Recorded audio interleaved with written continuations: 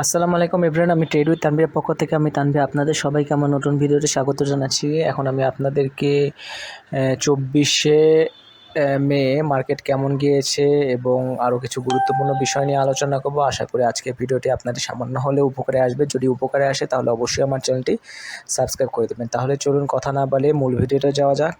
আজকে 24শে মে মার্কেটে 3টি ইন্ডেক্সেরই পতন হয়েছে। মার্কেট প্রথম থেকে নেগেটিভ মোডে ছিল, তো মার্কেট শেষ পর্যন্ত 3টি ইন্ডেক্সেরই পতন হয়েছে। মার্কেটে মূল সূচক পতন হয়েছে 38.69 পয়েন্ট। মার্কেটে সরিয়া সূচকের পতন হয়েছে 9.67 পয়েন্ট এবং 30 সূচকের পতন হয়েছে 23.80 পয়েন্ট। মার্কেটের লেনদেনও মোটামুটি কমই ছিল, মাত্র 278 কোটি টাকা শেয়ার লেনদেন হয়েছে, যার মধ্যে দাম বেড়েছিল মাত্র 70টি কোম্পানি, দাম কমেছিল 271টি কোম্পানি, আর দাম অপরিবর্তিত ছিল 52টি কোম্পানির।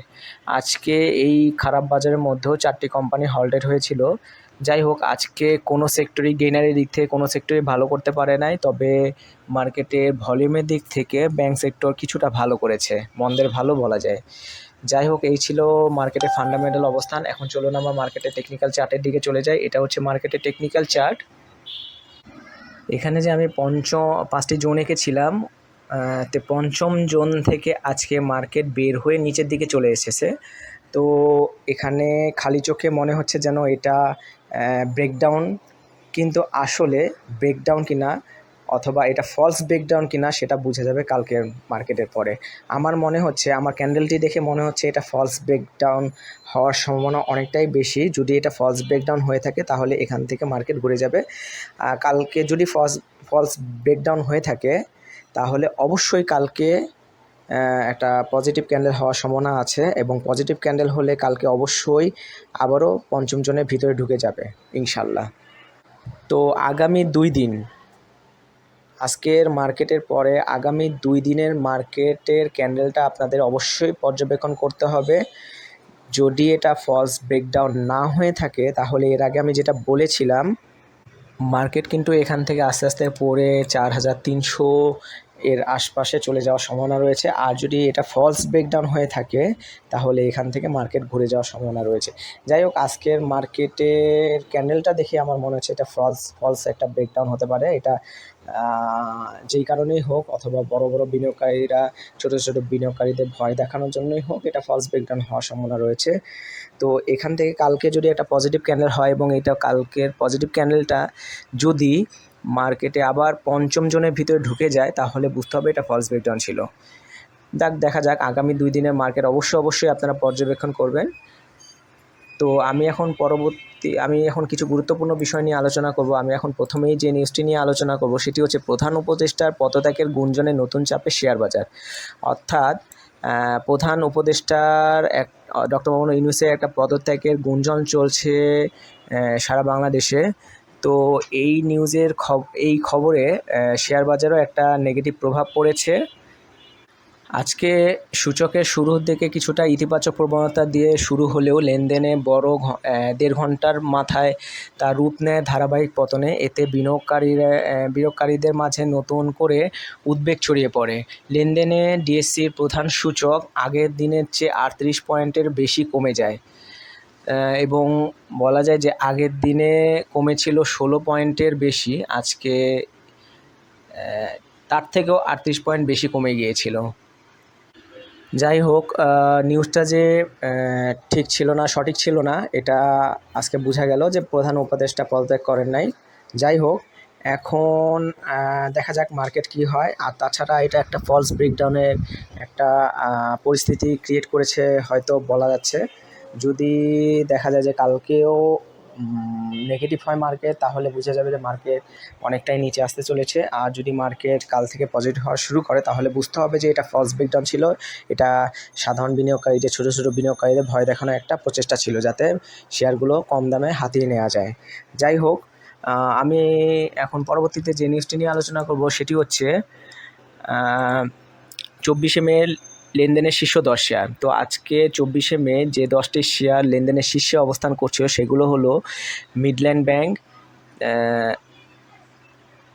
Shinepukur ceramic, BRAC bank, beach hatchery, S Alam cold, NRB bank, Sonargaon textile, city bank, Orion infusion এবং ফুয়াং ফুডস। আপনারা চাইলে এই শেয়ারগুলোর দিকে নজর রাখতে পারেন, এখানে বেশ কয়েকটি ভালো ভালো শেয়ার আছে। এর পরবর্তীতে আমি যে নিউজটি নিয়ে আলোচনা করবো সেটি হচ্ছে শেয়ার বাজার থেকে পাচার হয়েছে 15,000 কোটি টাকা। এটা মূলত এই নিউজটিতে বলা হয়েছে যে এটা হচ্ছে সিপিডি এর একটা সম্মেলনে ছিল।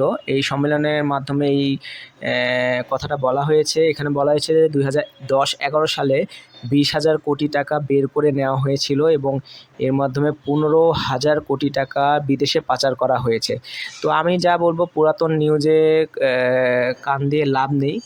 আমি আসলে আমার ক্ষুদ্র জ্ঞান থেকে বলতে পারি যে এখানে যে 2010-11 সালের কথা বলা হয়েছে, আমি বলবো যে বর্তমান সময় অর্থাৎ এই যে 5ই আগস্টের পরবর্তীতে যে মার্কেটটা আপ হয়েছিল, তারপর থেকে এখন পর্যন্ত প্রায় 30,000 কোটি টাকা, অর্থাৎ এখানে যে 15,000 কোটি টাকার কথা বলা হচ্ছে বা 20,000 কোটি টাকার বলা হচ্ছে, তার দ্বিগুণ, কিন্তু প্রায় দ্বিগুণেরও বেশি, প্রায় 30,000 কোটি টাকার বেশি আমি মনে করি যে পাচার করা হয়েছে, বা 30,000 কোটি টাকার বেশি এখান থেকে শেয়ার মার্কেট থেকে বের করে নেওয়া হয়েছে।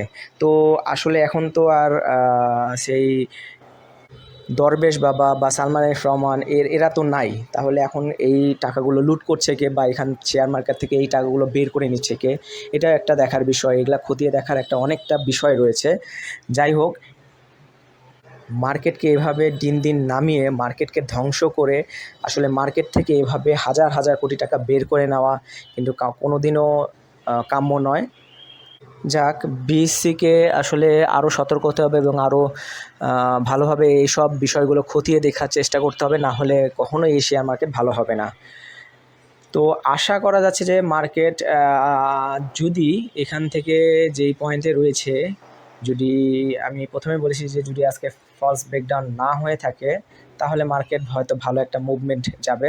আর যদি এটা সত্যিকারের ব্রেকডাউন হয়ে থাকে, তাহলে হয়তো মার্কেটের জন্য আরও খারাপ পরিস্থিতি হয়তো ওয়েট করছে। তো আপনারা একটু সতর্ক থাকবেন, আগামী 2 দিন একটু ভালোভাবে মার্কেটটাকে পর্যবেক্ষণ করবেন, তারপরে ডিসিশন নিয়ে মার্কেটে কেনাবেচা বা লেনদেন করবেন ইনশাল্লাহ।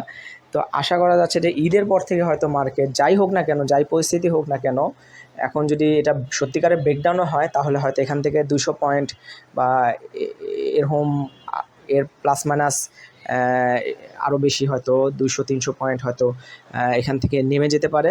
তো যাই হোক, ঈদের পরে 1 মাস পর হয়তো মার্কেট এখান থেকে অনেকটা মুভমেন্টে যাবে, অনেকটা তেজিভাব দেখা দেবে। তো এটা যেহেতু আমি এই নিউজটা অনেক আগে বলেছিলাম যে মার্কেটে এই বছরের 3rd কোয়ার্টারের দিকে, অর্থাৎ জুন জুলাইয়ের পরে ঠিক এই সময়ে হয়তো মার্কেট অনেকটা ভালো একটা পজিটিভ যাবে। তো এই আশাই ব্যক্ত করছি এবং আমার নতুন ভিডিওগুলো দেখার আমন্ত্রণ রইল। তো আজকে এ পর্যন্ত, সবাইকে ধন্যবাদ জানাচ্ছি এবং সকলকে জেনে বুঝে বিবেক বিবেচনা দিয়ে, বুদ্ধি দিয়ে ট্রেড করার অনুরোধ করছি। সবাইকে ধন্যবাদ।